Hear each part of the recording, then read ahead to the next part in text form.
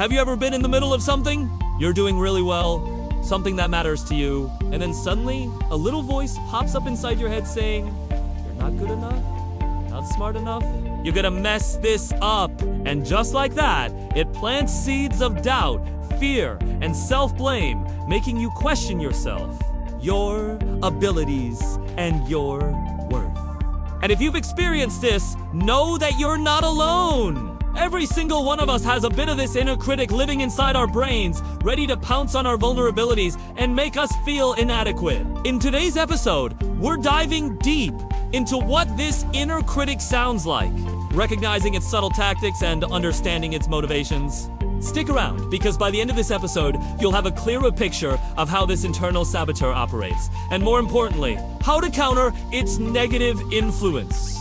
Imagine your life as a game of tennis. Your inner critic is like that annoying fly in the ointment, always buzzing around waiting to pounce on your weaknesses. But knowing your opponent's tactics can change everything. So let's take a closer look at what this inner critic sounds like. It could be something along the lines of, "Why do you bother trying?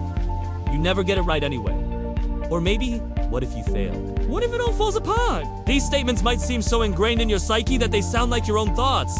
However, they react to the manifestations of this internal saboteur, seeking to keep you stuck and safe within your comfort zone. But wait, there's more. Sometimes the inner critic doesn't manifest as words, but as feelings. A sudden rush of anxiety, a surge of self-doubt, or a strong urge to avoid a situation. Recognizing these emotional cues is just as crucial because they're equally manipulative. That racing heartbeat before a presentation, that sudden memory lapse in an important meeting, or the inexplicable urge to stay home when you had plans to go out. They're all orchestrated by your inner critic to disrupt your progress and reinforce its narrative of inadequacy. Ever wonder where this relentless critic comes from? Picture a young child looking up at their parents with innocent eyes. The child's brain is like a sponge, soaking up every interaction, every word, every gesture. Now imagine the child being consistently praised for obedience and good behavior, while facing scolding or mockery for mistakes or disobedience. Over time, this child begins to associate parental approval with their actions and inevitably starts to believe that their worth lies in pleasing others. Fast forward to adulthood, and this ingrained belief can morph into a harsh inner critic. Past experiences of criticism, whether from parents, peers, or romantic partners, can also contribute to the development of this inner critic. Each instance of criticism, if not properly processed, can leave a scar on the developing psyche, leading to a fear of failure and a constant need for external validation. Think of your brain as a giant computer with multiple tabs running simultaneously. When you experience something that your brain deems threatening or overwhelming, it might shut down certain tabs or minimize them to prioritize your immediate safety and well-being. In essence, your brain is trying to protect you from experiencing that distress or pain again. It uses past experiences and learned behaviors to create a narrative that keeps you safe, even if that means keeping you stuck. So, how does this inner critic hold you back? Imagine you're on the cusp of a new opportunity, a chance to showcase your skills and advance in your career. Yet, despite your qualifications and preparation, doubt creeps in. What if you're not good enough?